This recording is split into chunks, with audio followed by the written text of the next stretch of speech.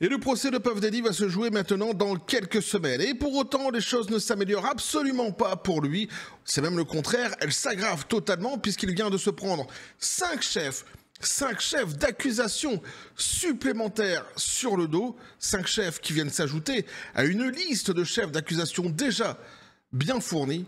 On voit ça ensemble.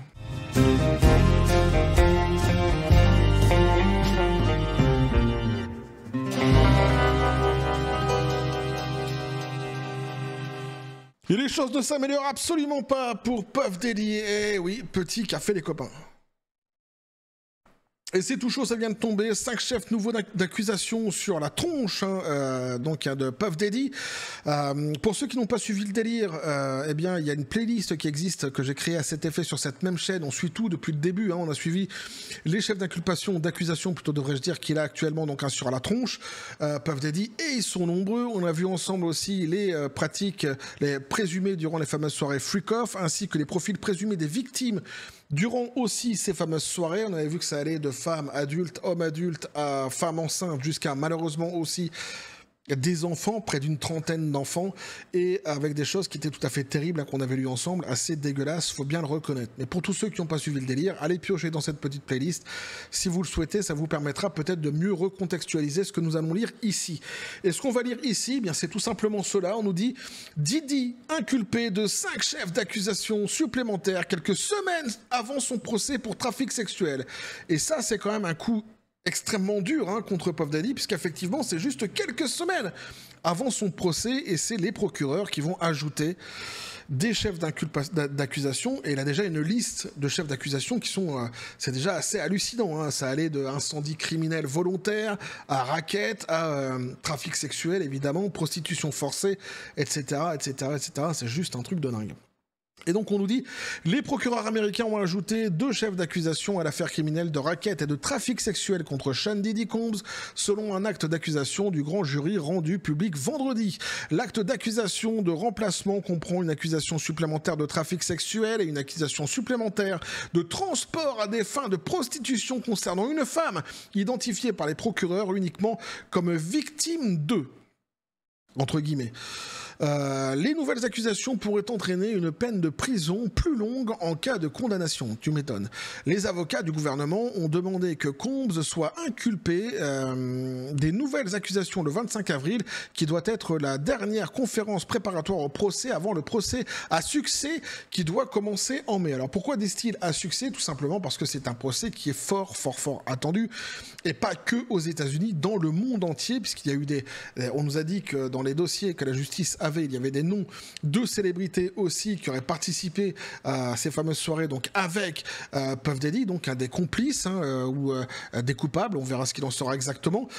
Donc on attend évidemment d'avoir cette fameuse liste, qu'on sache quelles sont les célébrités en fait qui sont donc mises en cause dans cette affaire, et on le saura maintenant très prochainement, puisque donc c'est dans quelques semaines maintenant que le procès va se jouer. Donc un procès qui est fort attendu et qu'on suivra ensemble sur cette même chaîne, il n'y a pas de souci. Alors, le mania du hip-hop, âgé de 55 ans, est accusé d'avoir abusé sexuellement de personnes et de les avoir contraintes à participer à des soirées sexuelles sous l'emprise de la drogue en utilisant des menaces et de la violence. Alors ça, c'est un procédé qui est ajouté ici donc par les procureurs, mais qu'on connaît très bien, puisque sur, par exemple, les plus de 120 victimes présumées qui sont dans ce dossier-ci, on avait pu lire ensemble par le passé dans d'autres articles de nombreuses fois que les pratiques en fait de Puff Daddy, présumées une fois de plus, eh bien, se répétaient systématiquement. C'est à chaque fois le même mode opératoire. Drogue, violence, abus sexuels, etc. Mais à chaque fois, ça passait par un verre d'alcool pour les adultes, un verre de jus de fruits pour les enfants. Et ouais. Il a nié donc toutes les accusations jusqu'à présent, insistant sur le fait que tous les actes sexuels étaient consensuels.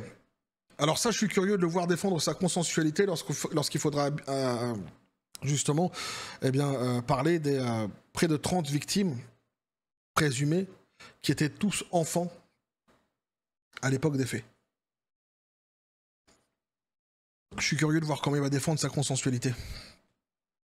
Le procès très attendu devrait débuter avec la sélection du jury le 5 mai et les déclarations d'ouverture devraient commencer le 12 mai. Les allégations publiques se multiplient contre le lauréat d'un Grammy depuis fin 2023 lorsque la chanteuse Casey, dont le vrai nom Cassandra Ventura, a allégué que Combs l'avait soumise à plus d'une décennie de coercition par la force physique et la drogue ainsi qu'à un viol en 2018. En plus de l'affaire pénale fédérale, Combs fait face à un montage de poursuites civiles, des plaintes qui allèguent des abus déchirants de la part de l'artiste avec l'aide d'un réseau fidèle d'employés et d'associés. L'ancienne superstar du rap, incarcérée depuis septembre, période pendant laquelle il a commencé à paraître visiblement vieilli, avec une chevelure poivre et sel. Bon, ça, on s'en fout un petit peu de sa chevelure poivre et sel, c'est certain. Je peux ajouter ici aussi, ce qu'ils ne disent pas, mais c'est bien de l'ajouter pour ceux qui prennent un petit peu le train en cours de route et qui ne veulent pas aller piocher dans la fameuse playlist, eh bien qu'il a été donc il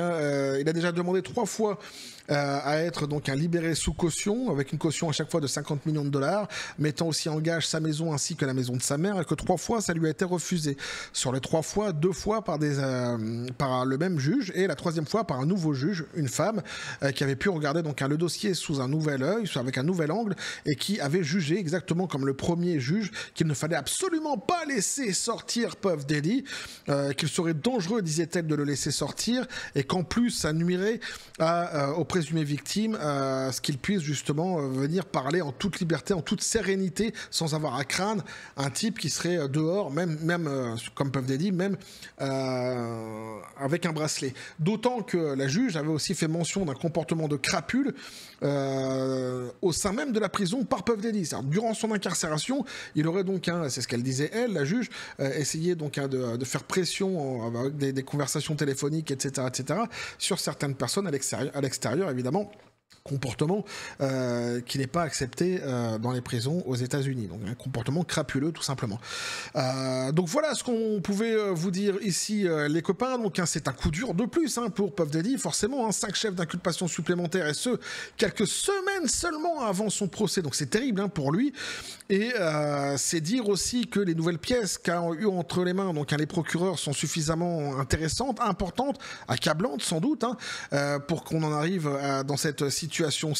Ça va être fort intéressant de suivre tout cela, comme je disais, de voir comment lui, il va expliquer tout ce qui lui est reproché, puisque depuis le début, il dit qu'il est innocent de tous les faits qui lui sont reprochés. Donc ça va être très intéressant. Ils n'ont pas eu les dossiers entre les mains, justement, les avocats de Puff Daddy, puisque très souvent, en fait, les victimes se portaient, on l'avait vu ensemble par le passé, comme anonymes. Donc, tant que les victimes sont anonymisées, les avocats de la défense n'ont pas accès au dossier. En revanche, la justice, elle, avait accès au dossier. Ce qui explique aussi pourquoi il y a autant de prudence de la part des juges concernant Puff Daddy. Et du coup, vu que on voit cette prudence-ci, ça démontre à quel point, en fait, ce qu'ils ont entre les mains, c'est assez accablant, finalement.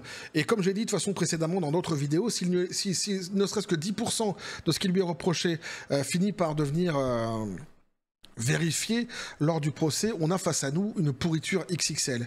Et encore, je suis vraiment en dessous de la réalité, sans doute, parce que si, c'est ce que justement j'aimerais voir, comment il va se dépêtrer de tout cela, si la parole des à peu près 30 enfants, je ne sais plus combien il y avait exactement, qui étaient enfants, donc à l'époque des faits, si cette parole-ci, pendant le procès, finit par être corroborée, validée par des preuves, quand je dis qu'on a face à nous une pourriture XXL, je pense que je réviserai mon jugement et que je dirais j'étais en dessous de la réalité. Parce que ce qu'on a lu par le passé, c'était quand même dégueulasse, c'était quand même terrible. Et on n'a pas lu, évidemment, on n'a pas eu tout entre les mains. On a lu que quelques petites brides comme ça qui ont été balancées dans les presses par les avocats, etc. On avait vu ça ensemble. Par contre, c'était que du factuel. C'était ou les procureurs, ou les avocats, ou les juges qui discutaient. Et je relayais ce qu'ils disaient. Enfin, qui discutaient. Qui en faisaient des déclarations. Et je relayais ce qu'ils disaient. Mais évidemment, on n'a pas tout. On en saura davantage, justement, quand le procès se jouera. Et ça va être fort intéressant de suivre tout cela ensemble sur cette même chaîne. Bref, voilà ce que je pouvais vous dire donc là-dessus les copains. N'hésitez pas à me dire ce que vous en pensez dans les commentaires, à vous abonner si le contenu vous a plu, activer la petite cloche pour les prochaines notifications des prochaines vidéos qui vont arriver, à balancer un like à partir de la vidéo. Vous avez mon Xor, le Discord, le Facebook de la chaîne qui sont dans la description des vidéos. N'hésitez pas à venir, à basculer du côté de la force absurde des réseaux sociaux. Sur ce les copains, je vous dis comme toujours la John Spartan, paix et félicité. Pistolet à poudre, qu'est-ce que tu penses de toute cette histoire? Impatient que le procès se fasse enfin. Je suis tout à fait d'accord avec lui. On va continuer à suivre tout ce sujet-ci sur cette même chaîne, toujours dans la joie et la bonne humeur, même si le sujet ne prête pas forcément ni à la joie ni à la bonne humeur, eh oui, et que la force soit avec vous.